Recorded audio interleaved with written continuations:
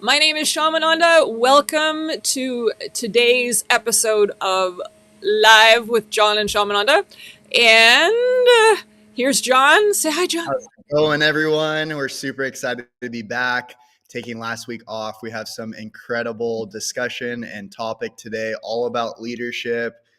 Super excited to pick your brain guru, all things leadership. And so, I wanted to start out by asking you, what does leadership mean to you?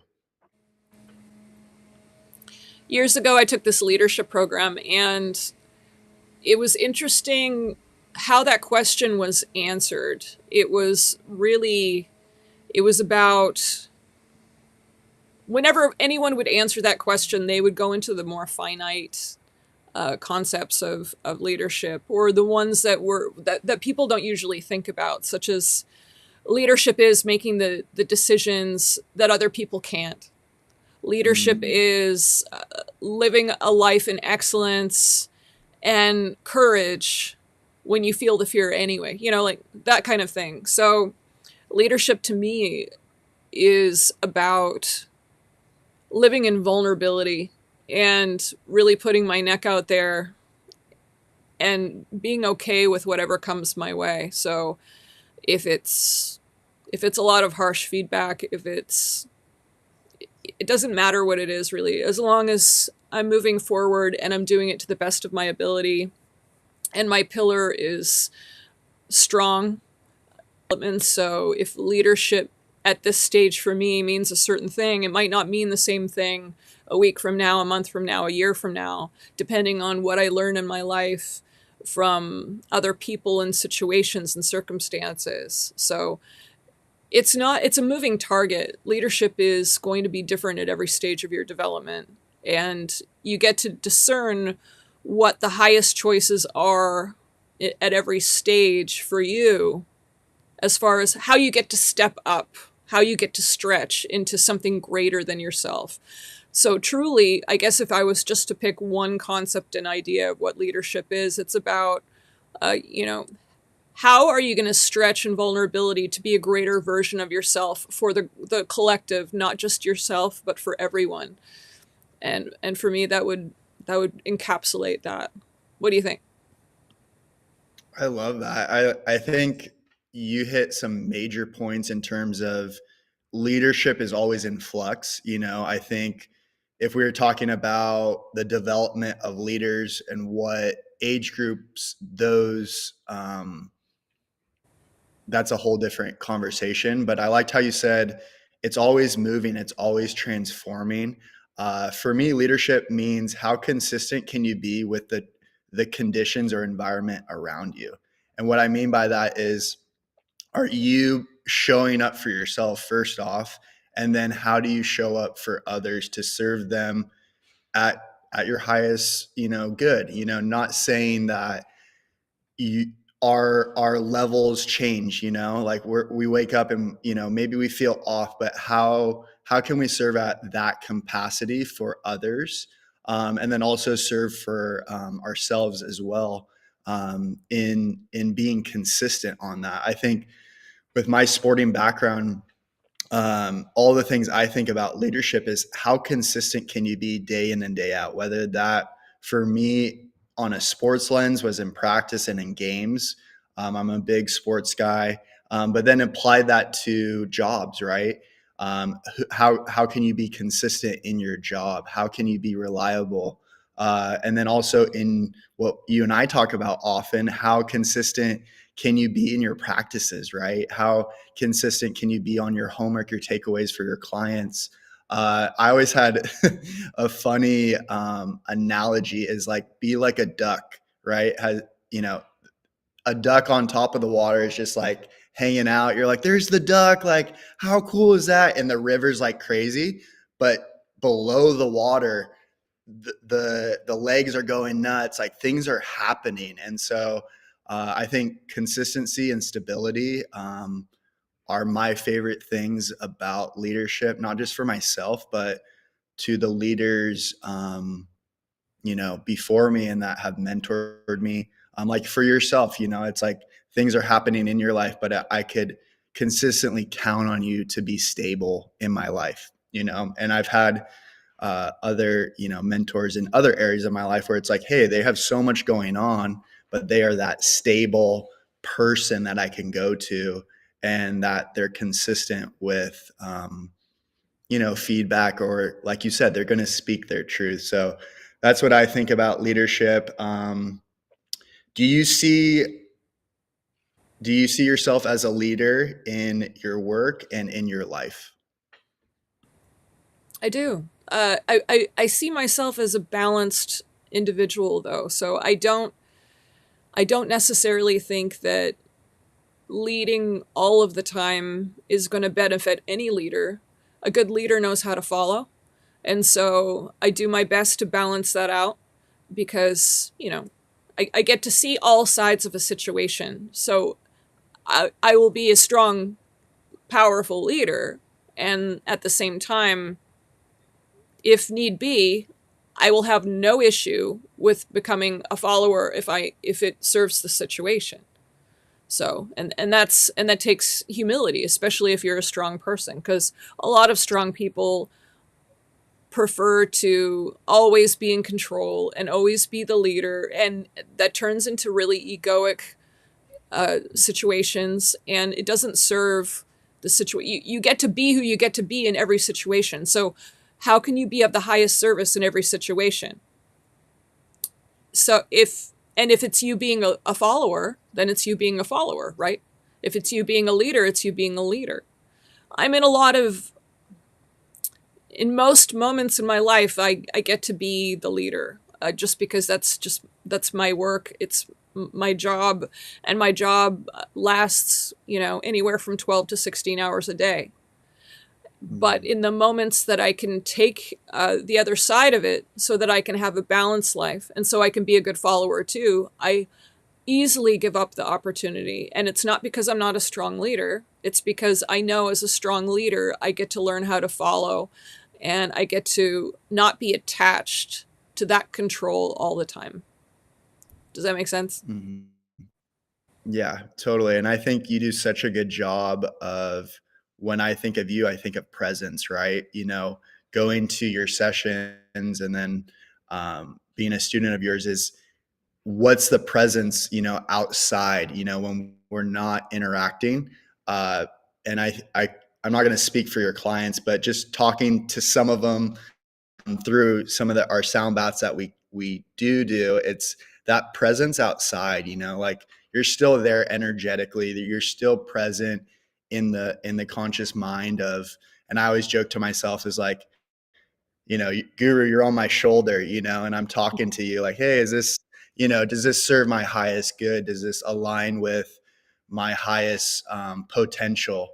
And I think that is relevant for a lot of people in terms of mentors in their life, is, or maybe heroes, right? Heroes that have those leadership, um, you know, those leadership characteristics have transcended. And even we could talk even spiritual masters too, for you and I both, and then other people as well. But I think you really hit it on the head, is that human aspect, and not putting anything on a pedestal, you know, per se, and empowering people to be themselves. And I think we talked about this before going on here, is like giving that incredible space for them to have the free will choice. And life is Absolutely. all about choices. So I liked how you shared that. And what do you think, because I wanted to dive further in the actual context of a strong leader. What do you think makes a strong leader in, we'll start with the 3D world. So the earthly world around us that we see, that we experience daily. Well, one of the things when you were talking about, just to follow up from right before the question, and it actually kind of answers the question. One of the things would be, you know, if you're a strong leader, are you going to enable other leaders to grow and become, you know, go and move into their own?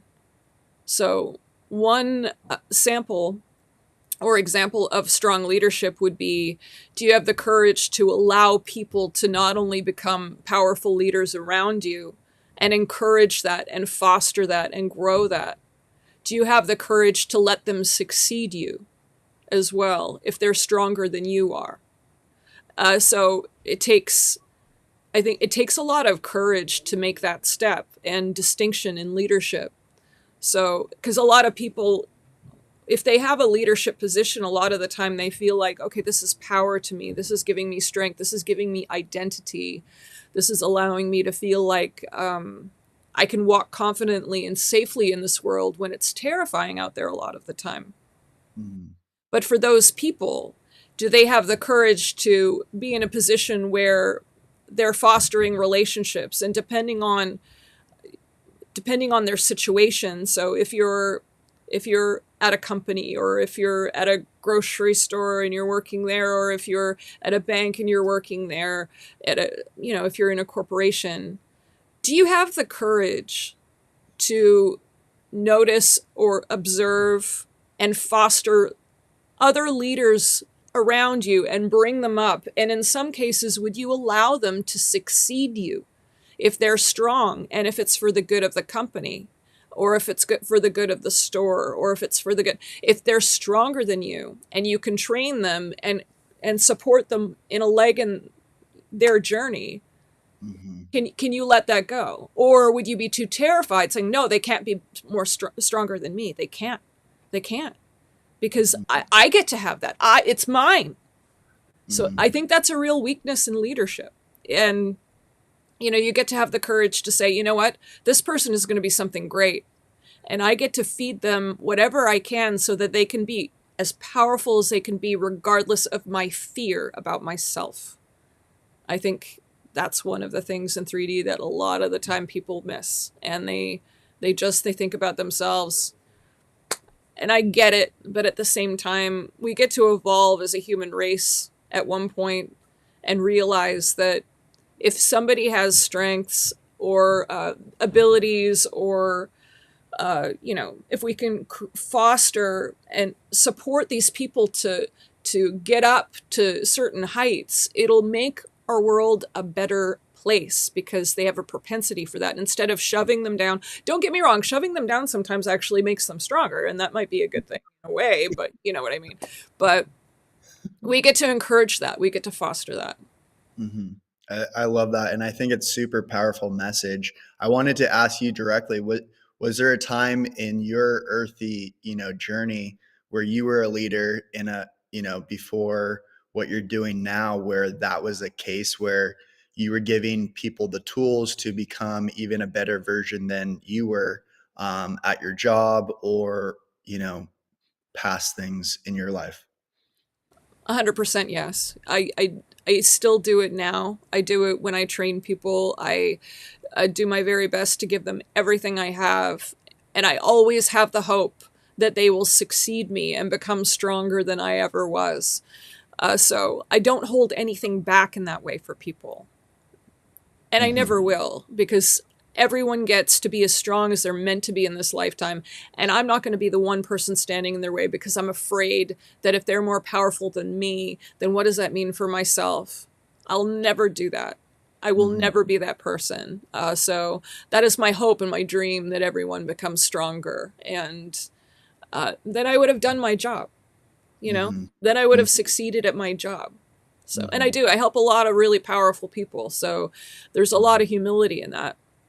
Mm-hmm. So because and I just, and sometimes I think, wow, I mean, they're so powerful, why do they need me? You know, it's always a question of like, why are they? And then if if I kind of even allude to that, they usually say the same thing, that like, that's exactly why, the fact that you think that way at all, Mm-hmm. and they crave that, they want that. Interesting. Interesting. I wanted to ask, like, because you brought up a good point just there, and a little bit before that is giving someone like everything, right?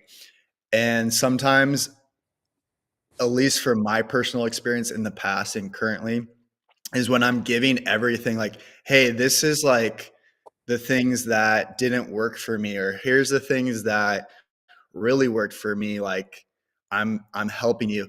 why is sometimes there is a disconnect with on the receiving end? Is it just because they have so much self development to do on their own? Or also too, and I've kind of reflected on this, is those that free will to have a choice to be like, oh wow, John's not calling me out, he's calling me up to rise, and I'm not ready to rise yet. Yeah. Also, there's a lot of different factors that create that issue, and some of them have to do with their own limiting belief systems, believing that they can be a certain person, believing that they are a certain person, and then there's nothing anyone can do about it. In the more severe cases of psychosis, people really truly feel so trapped and that they'll never get out no matter what, even though it's obvious to maybe somebody from the outside that that's not the case. So it gets, when you serve somebody in that way, it gets to be selfless. You can't you can't be running on your own agenda. You get to meet them at their agenda. You get to see Mm-hmm. what it is, and you get to expand from there. You get to step into their world and see what they're looking at, and then very slowly start expanding everything until they understand they have a choice to choose something else. Whether they choose that or not is up to them, and and there shouldn't be any attachment to whether they choose that or not. There shouldn't be any attachment at all, because honestly, what anyone creates in our lives or their lives is none of our business. So if they Mm-hmm. want to feel stuck, if they want to feel tortured, if they want to be in pain, if they want to go through, everything in their past that was painful and beat themselves up over it forever, that's not up to us to say, well, stop that, because it's none of our business. But at the same time, if they're asking for our support, then it's about how do we step into their consciousness to see how that is best delivered. How is that message going to permeate their consciousness in a way that's going to make a difference? And if they don't receive it, then still none of our business, can't be attached to it, and then you just get to move on. Mm-hmm. Mm-hmm. It's the best course of action. If you do have an attachment to it, then there's a problem.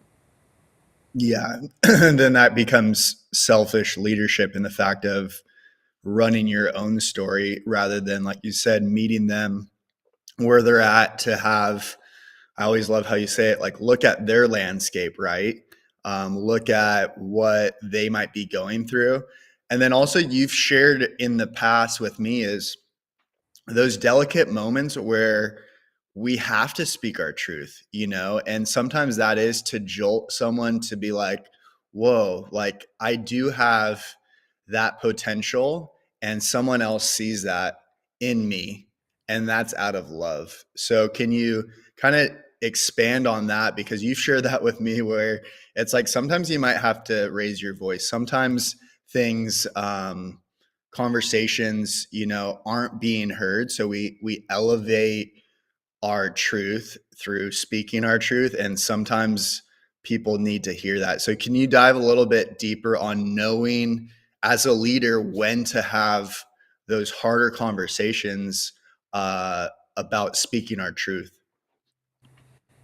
Okay, so one of the things that gets to happen when it comes to leadership, if you're truly going to lead in a way that's magical almost, is that you absolutely get to have that connection to your highest self.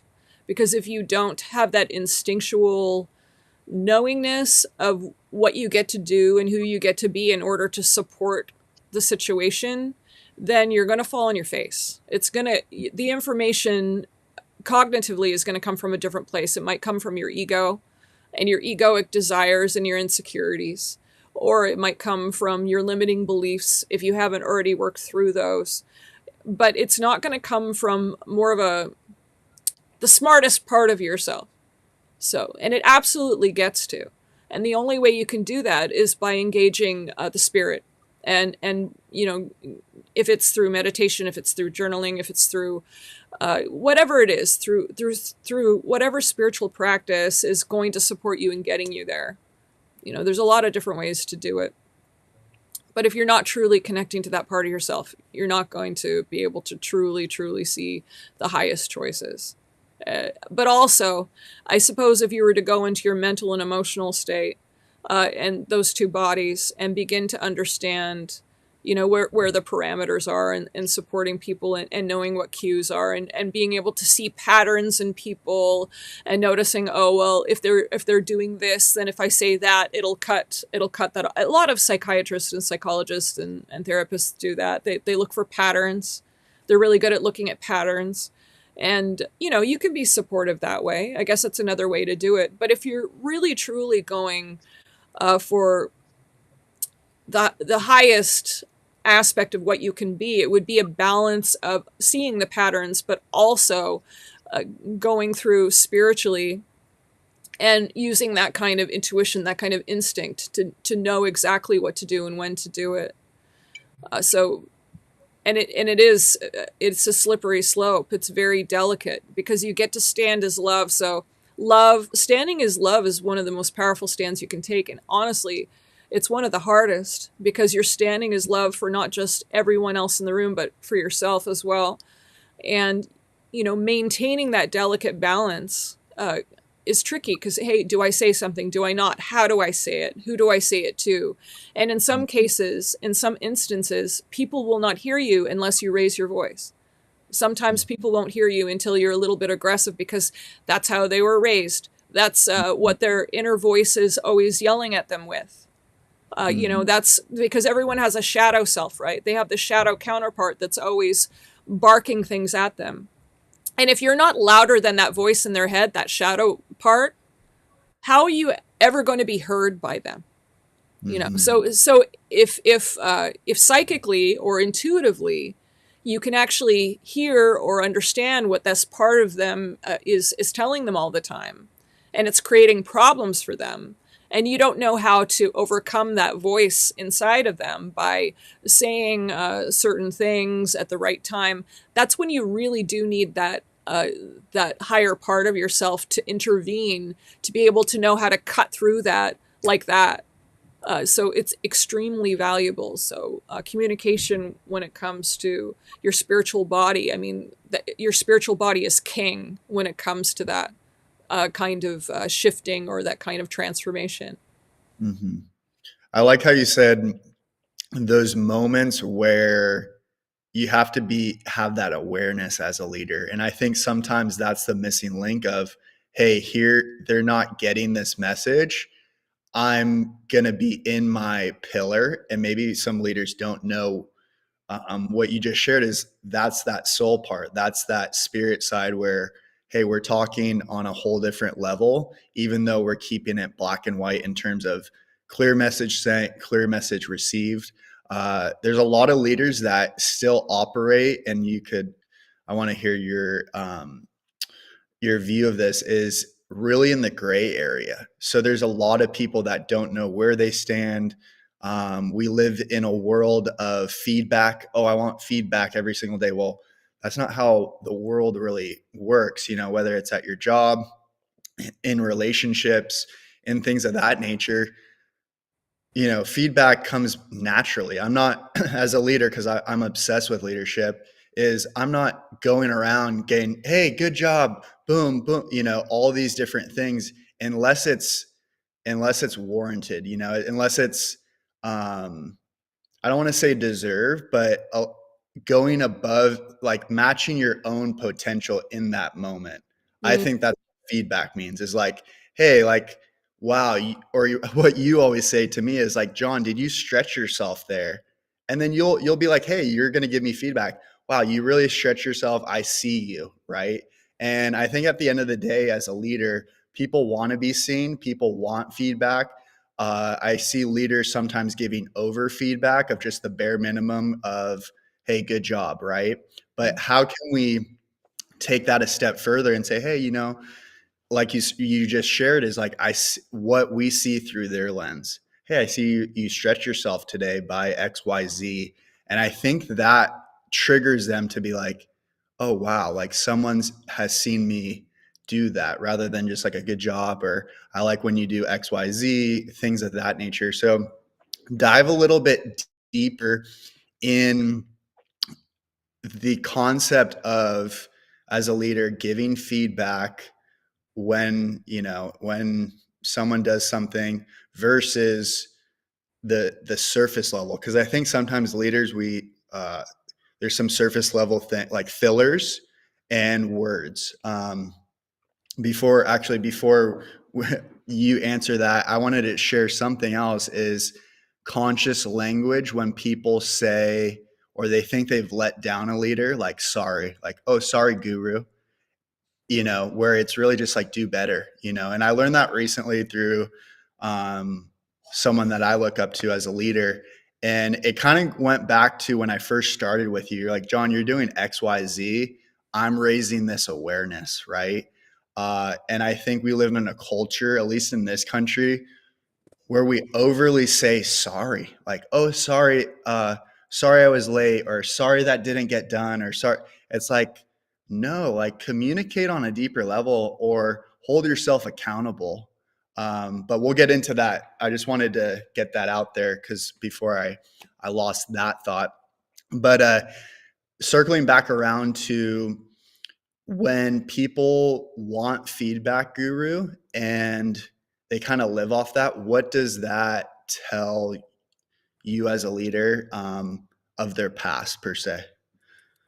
These are actually really important questions.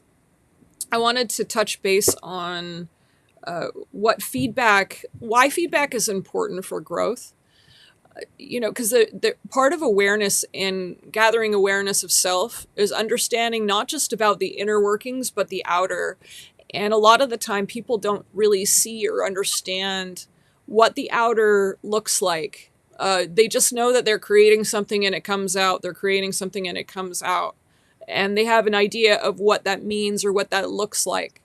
But until you actually understand what your output looks like, you're going to have a difficult time with your input, because you get to regulate that and you get to reconstruct it according to what you want to create in the world. So feedback is very important for that reason. But as far as the people who continue to ask for it every day because they feel that they need it, now, while what I just said is really important, if the individual that's asking is asking for feedback because they have no pillar and they have no sense of self, and the only time that they feel a sense of self is when they outsource and they get it from the outside, that's a serious problem. So people get to understand who they are, they get to love themselves, and they get to create that relationship inside of themselves so that they are the people giving themselves the feedback and they feel fulfilled. Because what it sounds like to me is what you're talking about is people that are fishing because they need to feel not insecure about what they're doing because they feel very fragile in the world. And if that's the case, they get to figure that out. They get to have enough of an awareness to know that they're asking people for feedback because they feel so insecure. And if they don't get positive feedback, they're not going to feel like they have the strength to continue. That is not a way to live. So if this is you, then you get to begin to develop a relationship with yourself. You get to start to learn how to love yourself and have an awareness of how it's affecting the outside. Because, it's a burden a lot of the time to constantly ask somebody for feedback when it's not necessary. When you're feeling a deficit inside of yourself that you haven't handled on your own, it's your responsibility to do it, no one else's. So get in there and do the work so that other people can have the space to love you.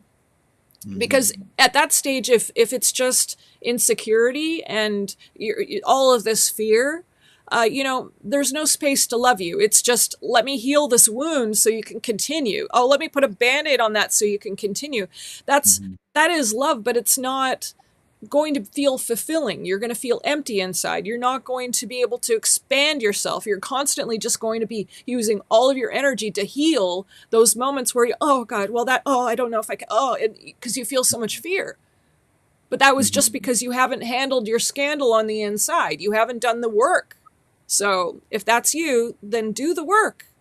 figure it out and start to love yourself. And there's a lot of different ways that we've talked about on how to love yourself. So please, we have a bunch of videos. Go in there and start listening, and hopefully find something that works for you. And if you don't, then please message me, message John, so that we can start supporting you, so that you can understand how to, because it's so important, and you get to, because you're worth it.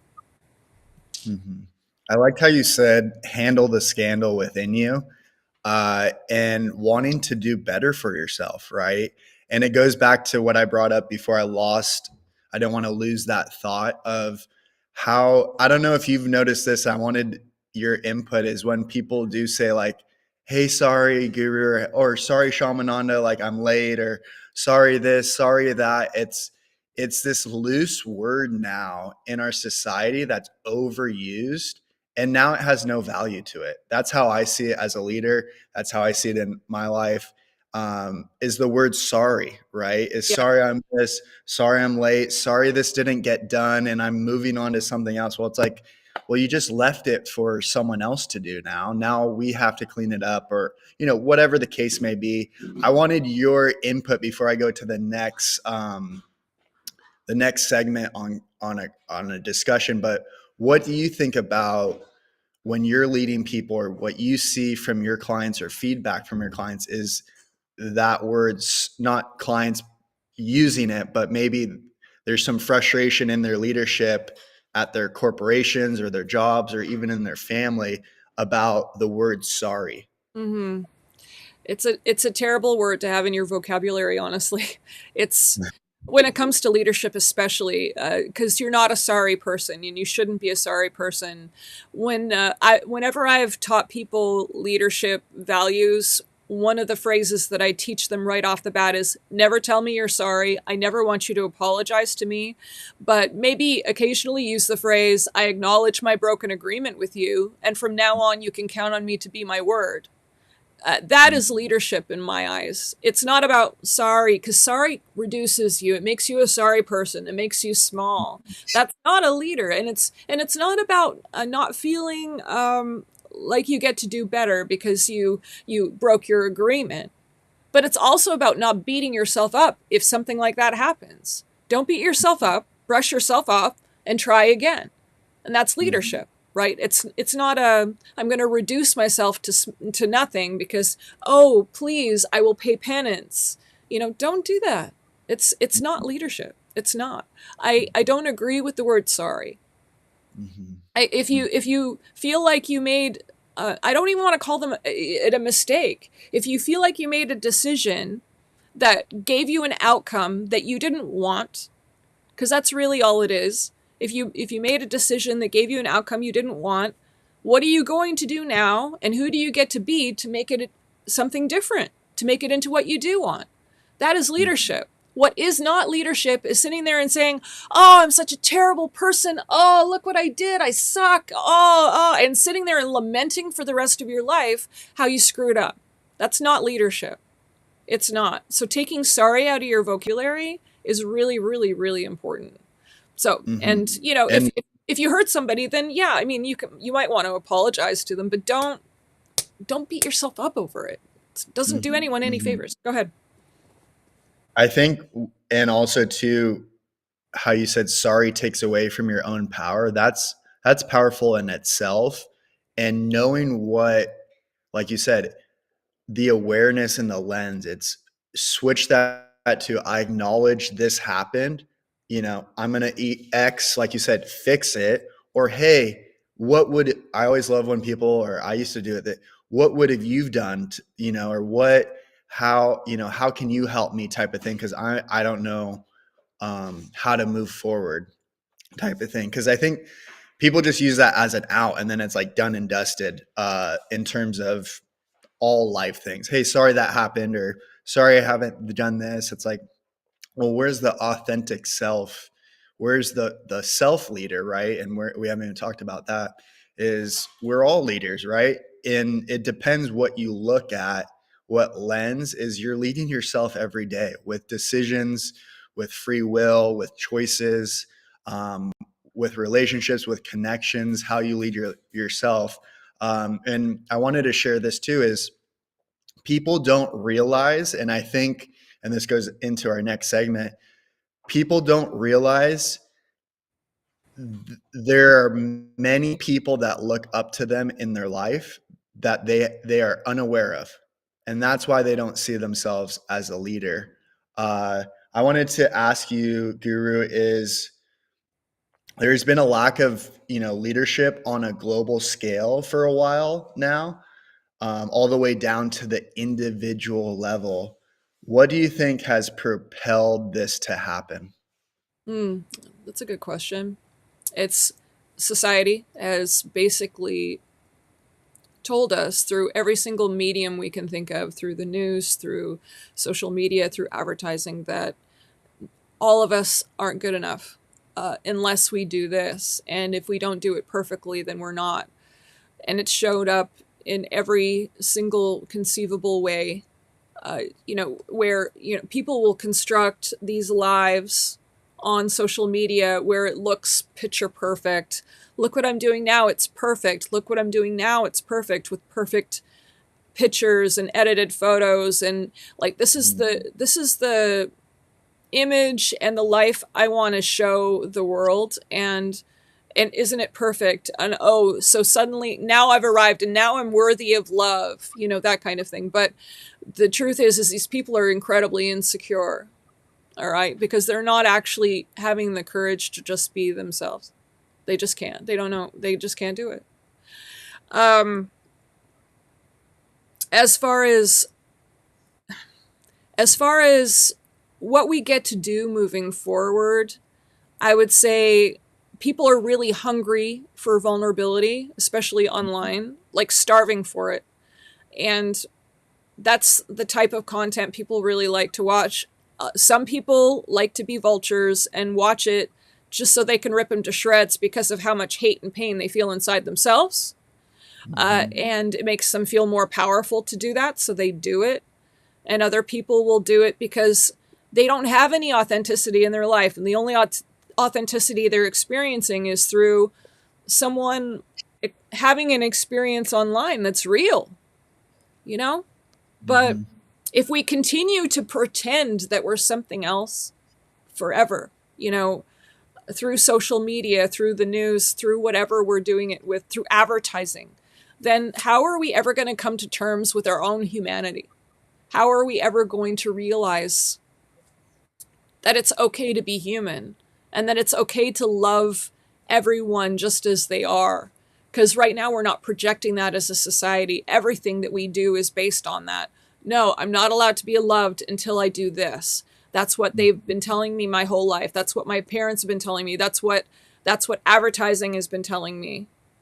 In order for me to actually be lovable, then I get to have this new product. I get to look like this. I get to wear this. I get to drive this car. I get to have this kind of job. It's just I get to wear these kinds of clothes. It's ridiculous. It's insanity, and people buy it into it every single day.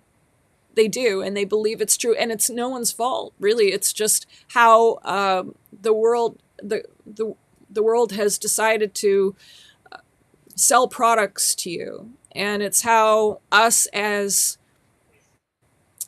just with our basic instincts, our animal instincts, we like to make sure that we're more powerful than other people because we're afraid and because otherwise we feel small. But we've been playing upon those basic instincts for too long, and it's time to move on from that. We get to feel strong and empowered just as we are, and that should be enough.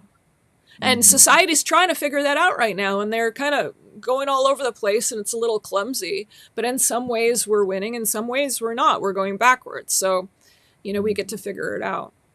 I Mm-hmm. hope that answered your question because I went in three different directions. No, I love it. I love when you do that in terms of that global view is people focusing or as a collective on more of the negative rather than what's possible. And we Mm. talk about this all the time is positivity and authentic positive self is an infectious type of thing and or attribute or characteristic. And like you said, people have a choice, whether it's on social platforms in their life. They wake up with a choice to lead themselves into sorrow and negativity, or like we talk about through even myself just working with you, John, you have a choice to lean into your growth today. And my thinking behind that when you first shared that, and obviously before that with my sporting background, is like, why do we practice the things we practice? Is to be better, right? And to really increase our growth and our expansion. I loved last sound bath how we talked about expansion, because I think people belittle themselves, kind of what you shared about being sorry. They kind of, all the trauma or think, they're living small. People are really living small. And what I've learned from you is just live larger, lean into your expansion, lean into your growth. John, I'm right here along the way. I've done the work. I'm learning too. I'm humble. Hey, and I think that's the key to good leadership is I've been there, right? I've been there to whoever you're talking to or helping. I could hold your hand, or I could just be right here, give you that space to make your decisions, but just know I'm here for that support. And I think globally, like you were sharing, we do have that choice, and that's what excites me. Uh, what excites you about that in terms of your clients coming in, and are they mostly focusing, Guru, on the negative or the possibility to lean into their growth? Oh, I would say that people are so set in their mindsets that they don't see the possibilities of growth, which is why they come. So they'll come so that they can try to see things in a different way, but they have no idea what that way is. And a lot of the time, the way that they're already using has to do with staying in a mindset that does not serve them at all. It's not effective for their lives. And I'll never speak in ways of people's mindsets and what they create as right or wrong. Never, because I don't have the authority to say that. Everyone Mhm. chooses their mindset and it's right or wrong for them. But the truth is that I didn't live through their circumstances or conditions, and I just don't have the authority to sit there and say, well, they're wrong for feeling that way. And you'll never see me doing that because that's a judgment, and I do not believe in that. But what I Mhm. can say is that when people come in, and this is how I think about it, when people come in and they want to shift into something that's more effective, now that's something I can work with because I Mhm. can see the patterns of what isn't working for them to get to that goal. And Mhm. it's like, well, if you shift this and this and this and this, then you'll be able to create this because that's what you're saying you want. So my Mhm. only concern is what they want to create Mhm. and what their soul is demanding of them too. So those two factors, I guess, play a role in congruency with each other. Mhm. But does that make sense?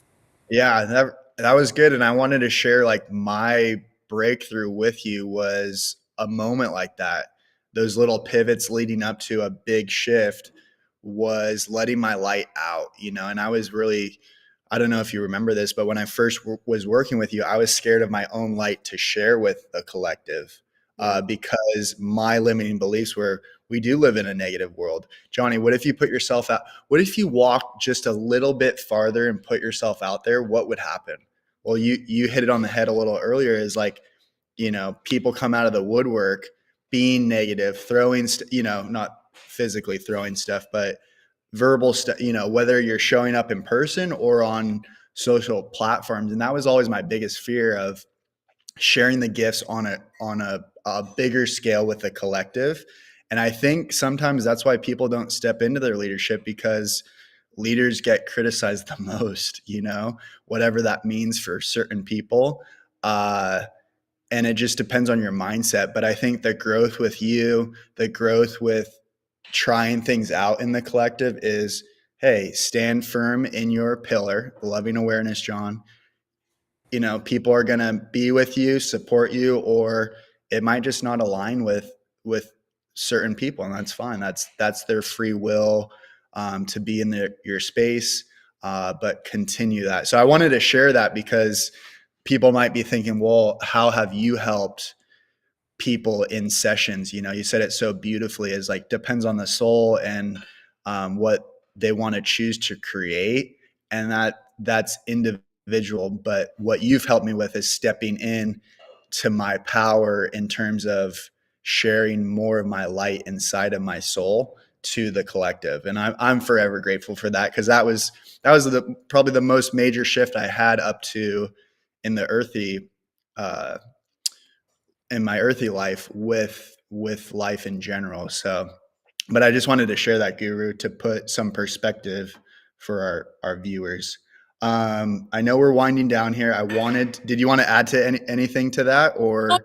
no, you said it beautifully. I love that so much. But go ahead and give us your, if there's a closing question or thoughts on Yep, it. and we'll end it. I just wanted, so I love leadership. You love leadership, and I always think of like a call to action, right? A leader does a call to action. You've always done that with me, and I wanted to share with the viewers is today, after listening to our incredible episode, is reach out to someone in your life that has been a leader or in the past has been one of your mentors or leaders, and just call them and thank them. You know, calling's always better than a text message, but if they don't pick up, definitely send a text message. And I wanted to thank you on our live episode for all you've done for me, Guru, and continue to do in my journey moving forward. Been instrumental in my development of my four bodies, the spiritual, mental, physical, and emotional. So thank you for that. And what was I going to add to that? Oh, someone might be thinking, hey, how can I, dive deeper into leadership? I'm a reader, so I would recommend developing the leader within you. John C. Maxwell, he's one of my favorites. It's really good. It's a lot of the topics we talked about today, um, and just expanding on that as well. Uh, Reading is incredible, and people always ask, "Hey, John, what are you reading?" And there's one of my recommendations. So if you wanted to add anything to that, Guru, go for it. Oh, thanks. Yeah, I feel like in order to really start pushing away the fray, what's in the way of really great leadership, practicing gratitude every day is really key.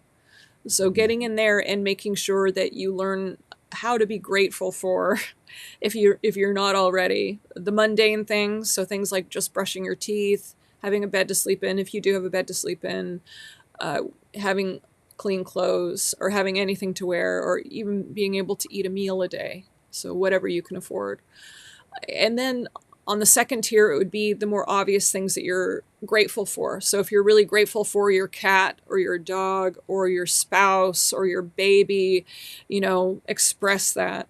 And then moving on to the third thing, which is one of the it's just as it's probably the most important, honestly, is to find gratitude in the things that you wouldn't ordinarily look for gratitude, the things that upset you, the things that feel like they're the worst things in the world that are happening to you right now. Find the blessings and the gratitude in those moments. It's so important.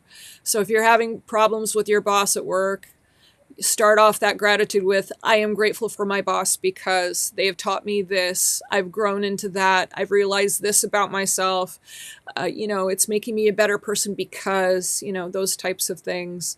If it's about going to court, same thing. If it's about an injury, if it's about an illness, find the blessings and the gratitude and everything. Maybe what it taught you, maybe you know, what about it in the world is just, it's showing you something important about yourself, humanity. But find the blessings and gratitude in everything. It doesn't matter what it is, and it's not, in me saying that, please understand that it's not a lack of empathy for what anyone might be going through. It's definitely not that, but it is a tool that truly supports you in shifting your mindset into something that's going to be more effective for you. And when you become more effective in your mindset, then your life gets better. And that's all I want for everyone. So please do give it a try. I love the book mentioned. That's really great. Um, I just want to say that I love you all, and I'm grateful that you guys tune in every week. Uh, when I say guys, I mean all sexes and all manifestations thereof. So thank you so much for coming in, and please do send us questions. And if you do like what you see here, then please recommend us to other people, your loved ones and your friends, so that they can begin to learn about themselves as well. And send us your questions so we can support you, because we really want to. That's why we're here. We love you, and we're grateful for the opportunity to serve. So thank you for that. Love you guys. Love you, Guru. And I just wanted to add to that. We do have a new start time, you guys, for our lives are 11 a.m. Pacific times on every Wednesday. So just wanted to add that. Love you guys and take care. Bye, everybody. Love you. Love you.